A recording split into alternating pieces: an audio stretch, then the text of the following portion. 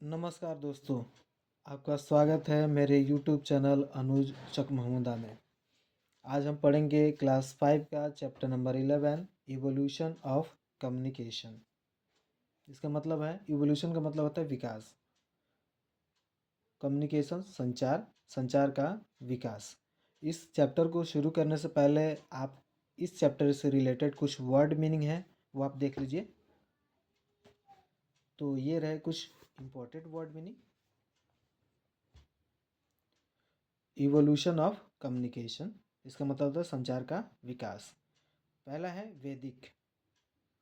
ये वैदिक पीरियड है, काल है, जो 1500 ईसा पूर्व से 600 ईसा पूर्व का समय बताता है। इसी समय को वैदिक काल बोलते हैं। गुरुकुल मतलब गुरुकुल, जिसमें पहले जिस हिसाब से बच्चों को पढ़ाई होती थी, गुरुकुल में बच्चे पहले जाते थे पढ़ने के लिए, स्कूलों में नहीं। मेमोराइज मतलब याद करना। पिक्टोग्राफिक मतलब चित्रात्मक, मतलब चित्र के आधार पर दिखाना, ऐसी लिपि। ठीक है। स्क्रिप्ट मतलब होता है लिपि। केव मैन मतलब होता है गुफाओं में रहने वाले चाहे रहने वाला। प्रिमिटिव सोसाइटीज मतलब होता है प्राचीन समाज। विजुअली इम्पेयर्ड का मतलब होता है दृष्टिहीन चाहे अंधे व्यक्ति। इंटीग्रल मतलब होता है महत्वपूर्ण। और पिंसर मतलब होता है चिमटा। सैडल मेकर मतलब होता है काठी बनाने वाला, मतलब जो घोड़े के ऊपर बैठने वाली सीट है उसी को काठी बोलते हैं। चलिए,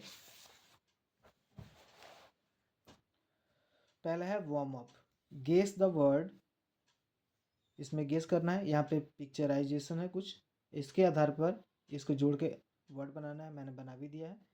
आर्म चेयर, क्या बन जाएगा? Arm chair. बी ईयर, इससे क्या बन जाएगा? बियर। ठीक है।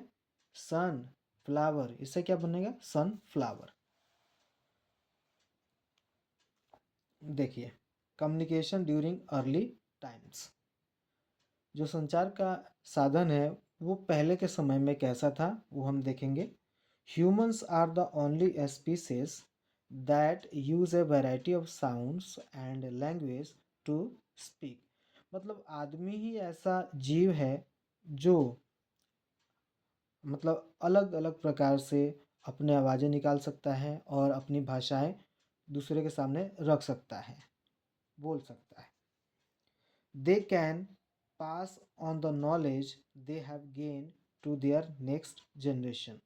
और ह्यूमन ही ऐसा है, मानव ही ऐसा जीव है जो उसने कुछ भी हासिल अपने जीवन में किया है वो अपने अगले जनरेशन को देता है शिक्षा के द्वारा। ठीक है।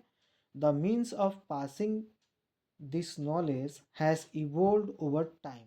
मतलब ये जो शिक्षा है वो समय के साथ भी बहुत विकसित हुआ है।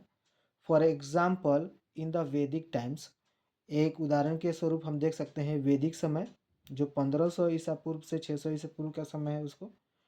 कम्युनिकेशन वॉज ओरल, वहाँ पे जो संचार था वो कैसा था? ओरली था, मतलब मुँह जबानी, रटा रटा के लोग को याद किया जाता था, बच्चों को चाहे दूसरों को बताया जाता था। Students at gurukul chanted, chanted मतलब मंत्र का उच्चारण करना चाहे बोल के पढ़ना।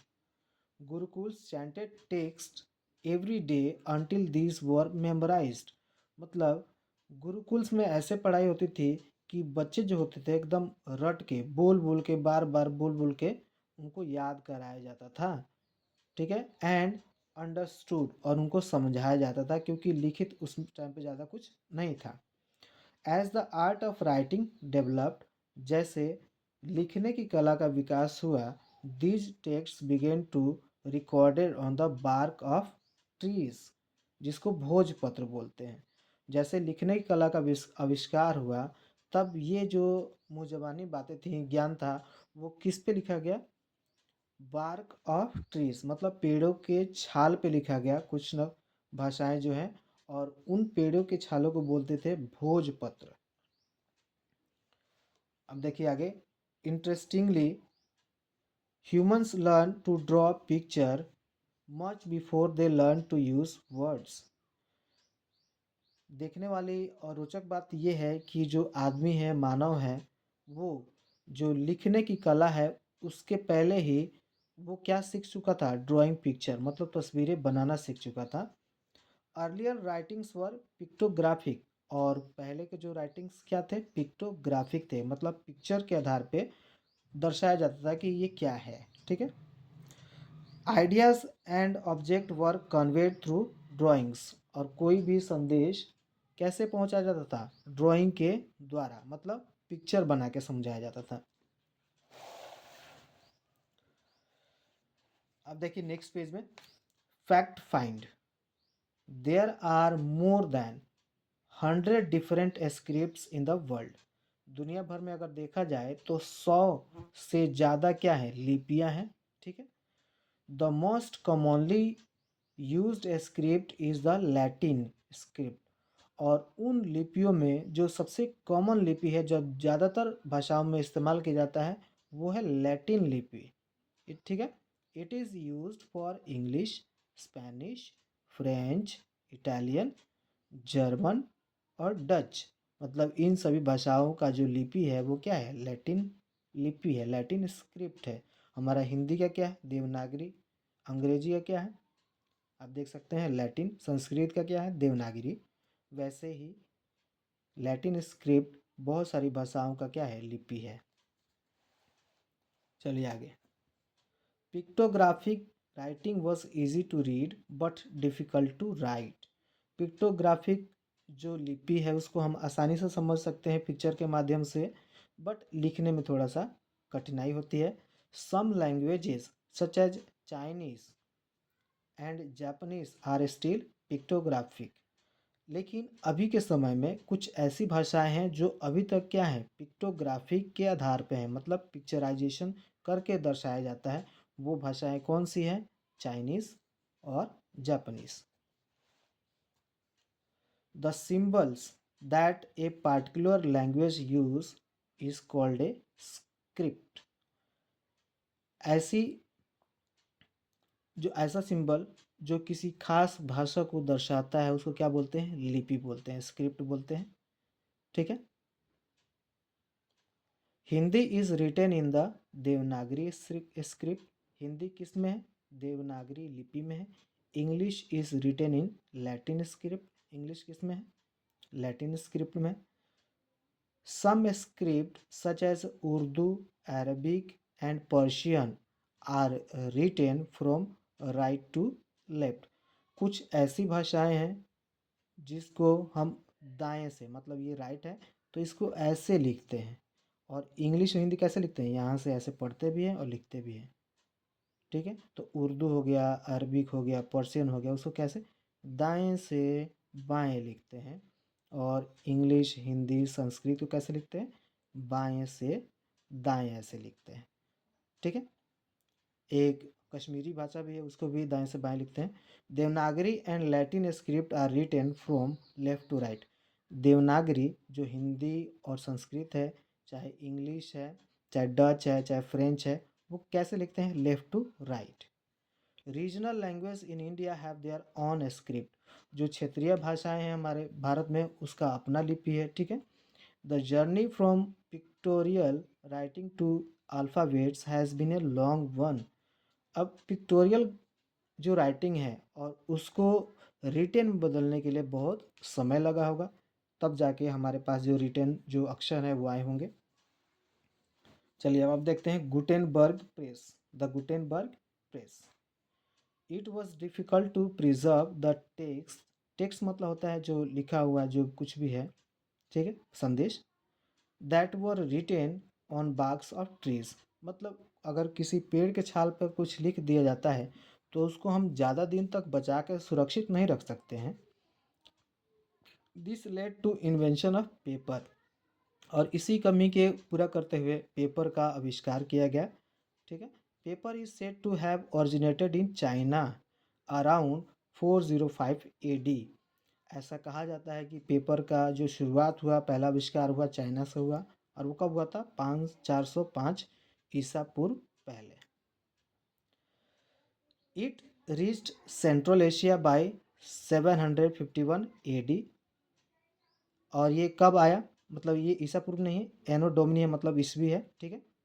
इट रीच सेंट्रल एशिया, और सेंट्रल एशिया का है 751 ईस्वी में आया, and Baghdad by 1793 AD. AD का मतलब होता है एनो डोमिनी, मतलब ईस्वी, और ये बगदाद आया 793 ईस्वी में। However people had travel to long distance to read what was written in a book that did not have a second copy. अब आपको बता दें, कोई बुक छप गया है, चाहे बुक लिखा गया है, उसको पढ़ने के लिए बहुत सारे लोग दूर से आते थे, क्योंकि उसका दूसरा कॉपी नहीं होता था। अब हमारे पास एक किताब है, अभी ये किताब बहुत सारे संख्या में छपी होगी, तो आप यहाँ पे पढ़ सकते हैं, और ऐसा ही हूबहू किताब कोई दूसरा भी पढ़ रहा होगा, तो क्योंकि उसकी कॉपी है। लेकिन पहले एक ही किताब जो लिखता था वही रहता था, तो लोग दूर दूर से आते थे उसको पढ़ने के लिए, उसको पैसा भी खर्च होता था।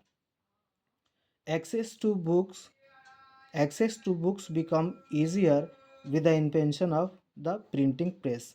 जब प्रिंटिंग प्रेस का आविष्कार हुआ, तब जो बुक का जो कॉपी है वो बनने लगा, और जो पढ़ने वाले लोग हैं उनको ज़्यादा आसानी हो गई प्रिंटिंग प्रेस से, क्योंकि जो कॉपी है वो मतलब कई कॉपियाँ छप जाती थी, 100-50, इसकी वजह से लोग पढ़ने लगे, एक कॉपी नहीं होता था पहले के जैसे।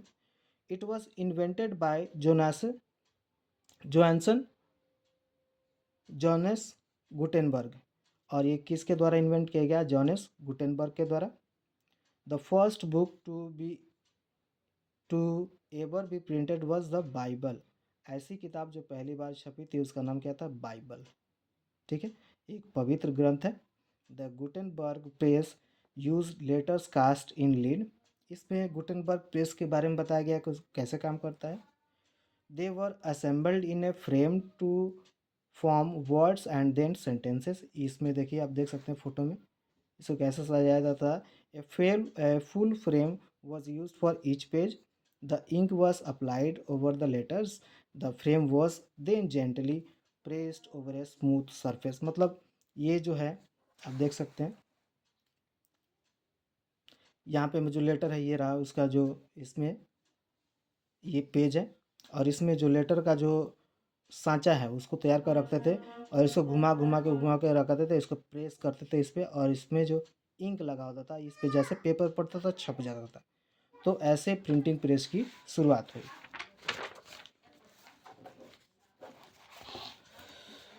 चलिए नेक्स्ट पेज में, think why was the invention of Gutenberg press a significant development in history.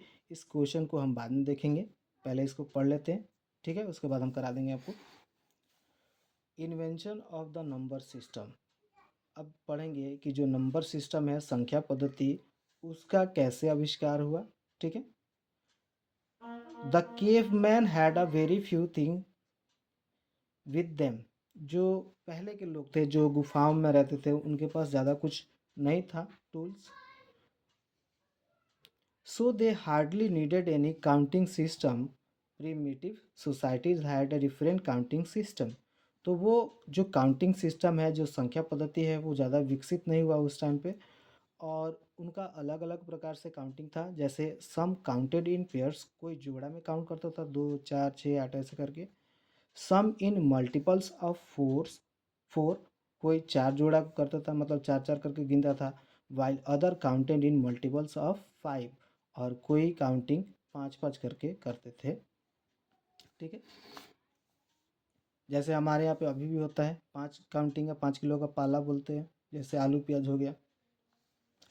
It is now accepted that the present system of writing numbers, लेकिन अभी जो राइटिंग नंबर सिस्टम है, जैसे यूजिंग न्यूमरल्स, जो संख्याएं use होती हैं कहाँ से, 1 to 9, और उसमें जीरो भी शामिल होता है, is a contribution of ancient Indian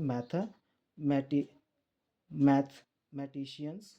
और ये जो देन है संख्या पद्धति, वो भारत के ही प्राचीन गणितज्ञों की मदद से हुआ है संभव। और वो कौन से थे गणितज्ञ?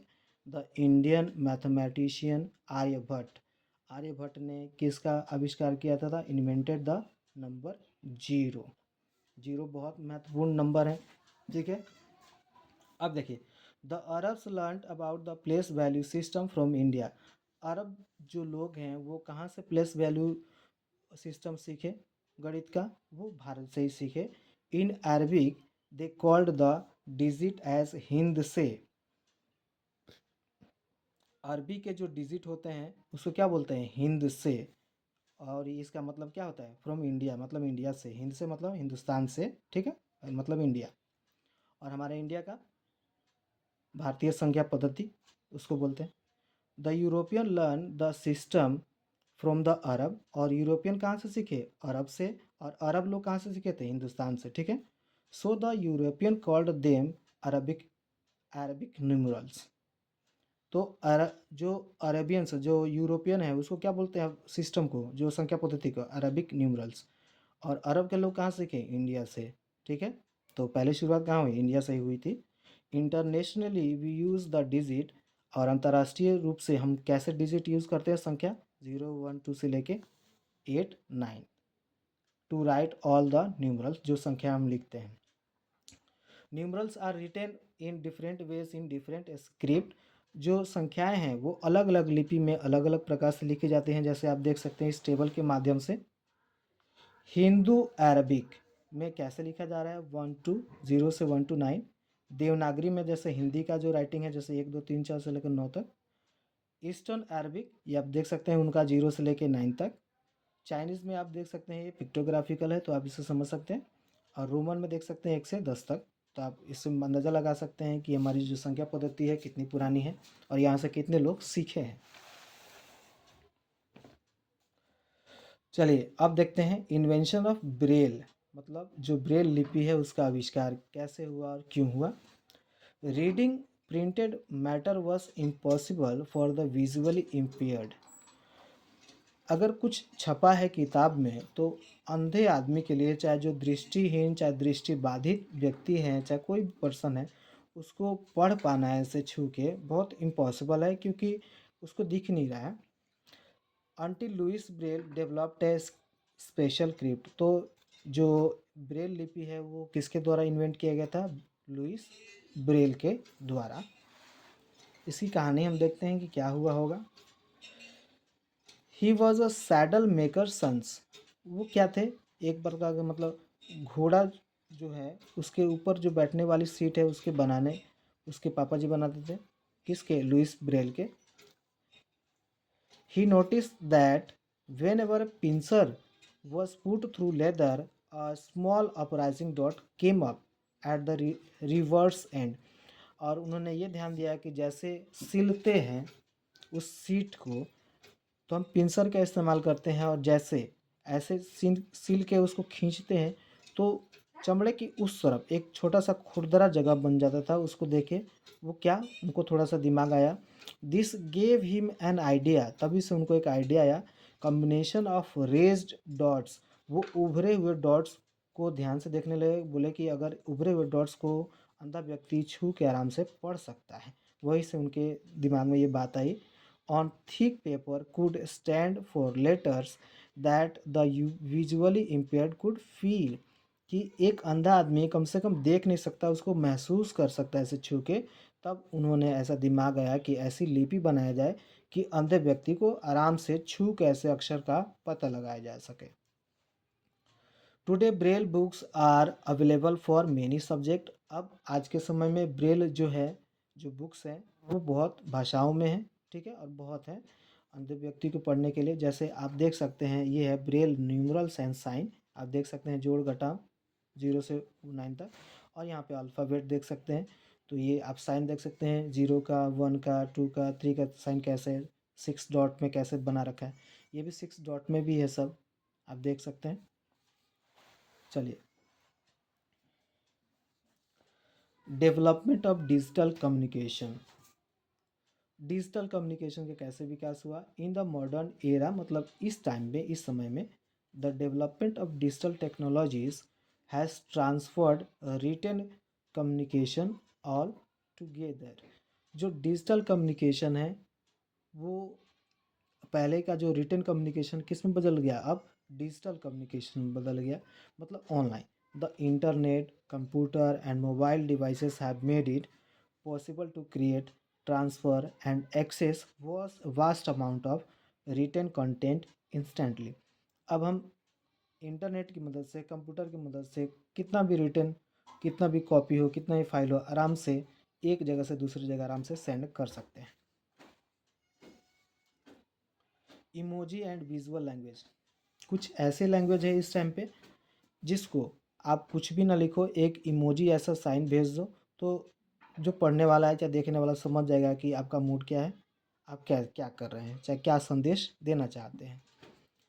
With digital communications human are going back to using pictures to convey a message, मतलब एक मैसेज दूसरी जगह भेजने के लिए लोग अब क्या कर रहे हैं, रिटर्न का इस्तेमाल नहीं कर रहे हैं, ऐसे इमोजी भेज देते हैं, तो इमोजी दे के ही लोग समझ जाते हैं।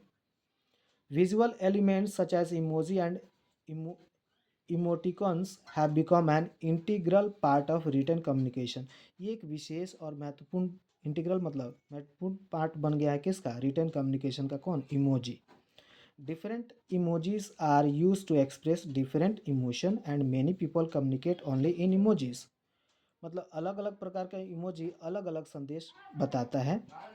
विदाउट यूजिंग एनी वर्ड्स, मतलब हम कोई वर्ड यूज़ किए बिना ही इमोजी भेज के अपना संदेश किसी को दे सकते हैं।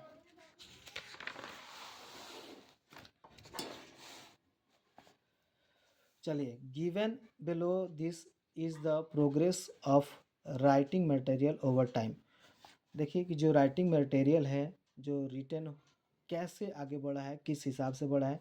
पहले केव ड्राइंग था, क्योंकि उस टाइम पे कोई ना पेपर ना कुछ था, तो उसमें ड्राइंग करके लोग अपनी बात को रखते थे।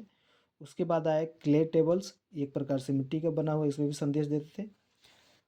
उसके बाद आए इजिप्शियन पेपर्स, एक प्रकार से पेड़ के छाल से बनता था ये इजिप्शियन पेपर्स। उसके बाद आया पार्चमेंट पेपर, ये चमड़े से बनता था, इसके ऊपर कुछ लिखा जाता था। उसके बाद आया चाइनीज़ पेपर। अब उसके बाद आया है मॉडर्न पेपर, जो अभी हम देख रहे हैं। ठीक है, चलिए अब इसका हम क्वेश्चन आंसर देख लेते हैं। Right T for true and A for false। The printing press was invented by Louis Braille। ये फॉल्स है, क्योंकि जो प्रिंटिंग प्रेस है किसके द्वारा इन्वेंट किया गया था, ये किया गया था जोनस गुटेनबर्ग के द्वारा, जोनस गुटेनबर्ग के द्वारा। तो ये क्या है, फॉल्स है। Hindi is written in Devanagari script, ये ट्रू है। यहाँ पे फॉल्स लिख देते हैं और ये ट्रू है, ट्रू लिख देते हैं। ठीक है। The first book to be printed was Ramayana, नहीं ये क्या है, फॉल्स है, पहला बाइबिल था। ठीक है। Arab learn about the place value system from India, हाँ ये ट्रू है। और अरब से यूरोपियन लोग सीखे हैं, ये भी ट्रू है। Paper was invented in the United kingdom, नहीं ये फॉल्स है, क्योंकि चाइना में इन्वेंट किया गया था। अब देखिए, match the following, match the following ये क्या है, तो पहले का है ये 3, इसको पढ़ेंगे। 3 अरबिक सिस्टम है।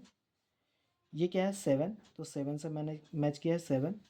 और ये क्या है, ये देखिए आप, ये यहाँ पे 9 गलती से प्रिंट हो गया, ये 1 है, तो इसका होगा ये 1। और ये 4 है, ये 9 है, तो आप देख सकते हैं ये मैंने मैच किया है, ये 9। और ये जो 5 नंबर है वो क्या है, 5 नंबर है 6। आप इसको सही कर लीजिएगा, ये 9 नहीं है, ये 1 है। Answer the question, name two script that are still pictographic. What is the number place system, give an example. How did the Gutenberg printing press work, ये बताना है। How did Louis Braille get the idea to invent Braille. Trace the journey of writing materials over time. और ये साथ में hots question और thought का जो क्वेश्चन है वो हम देख सकते हैं, अभी आपको दिखाते हैं। पहला क्वेश्चन है थिंक का। थिंक का देखिए, why was the invention of the Gutenberg press a significant development in history. जो गुटेनबर्ग प्रेस है वो बहुत इतना महत्वपूर्ण क्यों है इतिहास में, तो आप देख सकते हैं। Printing press allowed for the rapid spread of knowledge and ideas which help to accelerate human progress, इससे बहुत हमारी सहायता हुई है। The printing press made it possible to mass produce books, इससे एक जो कॉपी है बुक है उसका हम कई कॉपी बना सकते हैं। And other printed materials at a low cost, और कम किस्तों में, कम पैसों में हम बहुत ज़्यादा ज्ञान चाहे किताबें खरीद सकते हैं। हॉट से देखिए, why is the invention of Braille a boon for the visually impaired. Visually impaired मतलब दृष्टिहीन लोगों के लिए वरदान कैसे साबित हुआ, क्या, ब्रेल लिपि। The invention of Braille is a boon for the visually impaired because it gives them access to the written word which promotes independence and equality. People with sight loss have the same access to written word as a sighted people and are able to enjoy reading for life. मतलब इससे ये फ़ायदा हुआ कि जो दृष्टिहीन, बाधित चाहे दिव्यांग लोग हैं उनको भी जो दुनिया की जो चीज़ें हैं उनको भी एकदम सेम वैसा मिलना चाहिए जिसके जिसके पास आंखें हैं, जो अपना देख रहे हैं चाहे एंजॉय कर रहे हैं, वैसे ही उनको भी अपनी दुनिया के बारे में एकदम पता होना चाहिए। और वो किस किस वजह से हुआ है, ब्रेल लिपि की मदद से हुआ है। पहला क्वेश्चन है, name two script that are still pictographic. एक ऐसे लिपि का नाम बताइए जो अभी तक क्या है, चित्रात्मक है, पिक्टोग्राफिकल है। तो some language such as Chinese and Japanese, तो ये चाइनीज़ और जापानीज़ अभी तक क्या है, स्टिल पिक्टोग्राफिक है अभी भी। What is the number place system. Number place system क्या है, इसका एग्जांपल देना है। The number place system also known as the place value system भी बोलते हैं इसको, is a system where the value of a digit in a number is determined by its position. ये पोजीशन बताता है, जैसे फॉर एग्जांपल 350 350 लिखा है तो 5 रिप्रेजेंट क्या कर रहा है, 10, 5 टेंस को रिप्रेजेंट कर रहा है, उसको 50 बोलते हैं।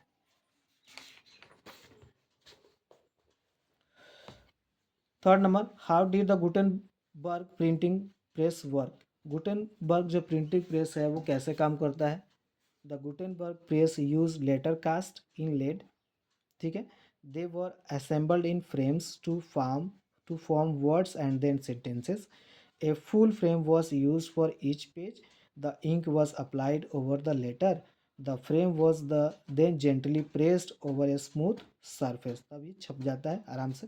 पहले एक एक करके वर्ड को बनाते हैं, असेंबल करते हैं, उसके बाद वर्ड को बना के लेटर बनाते हैं, सेंटेंस बनाते हैं, उसके बाद उसमें इंक लगाते हैं और उसको ऐसे प्रेस करके छाप दिया जाता है। How did Louis Braille get the idea to invent Braille. मतलब ब्रेल जो लिपि है उसका आइडिया कहाँ से आई लुइस ब्रेल के पास, तो आप समझ सकते हैं Louis Braille was a saddle maker son. वो मतलब जो घोड़े की सीट पे जो घोड़े के ऊपर जो सीट बनता है उसको सैडल बोलते हैं, ठीक है। उसके बनाने वाले थे, उन्होंने देखा, he notice that the whenever a pincer was put through leather, जैसे चमड़े के ऊपर जैसे कोई सुई से चाहे पिंसर से ऐसे एक प्रकार से क्या हो जाता है, उभार हो जाता है, उसके उसको देख के उनको ये ज्ञान आया है कि क्यों ना अंधे व्यक्ति को ऐसा कुछ बनाया जाए कि उभरा हुआ हो कुछ लेटर और वो आसानी से समझ सकते हैं। Through leather A small uprising dot came up at the reverse and, this gave him an idea. वो आइडिया जो दिमाग है वहाँ से वहीं से आया। अब देखिए, trace the journey of writing materials over time. आपको पता करना है कि जो राइटिंग मटेरियल्स है पहले कैसे शुरू हुआ, अब कैसे है। तो पहला है केव ड्राइंग था पहले, उसके बाद क्ले टैबलेट्स आए, इजिप्शियन पेपर्स आया, पर्चमेंट पेपर आया, चाइनीज़ पेपर आया, और लास्ट में अभी हम देख सकते हैं मॉडर्न पेपर है। तो कैसा लगा आपका वीडियो आज, आई होप आपको ये बहुत पसंद आया होगा। थैंक यू, जय हिंद दोस्तों।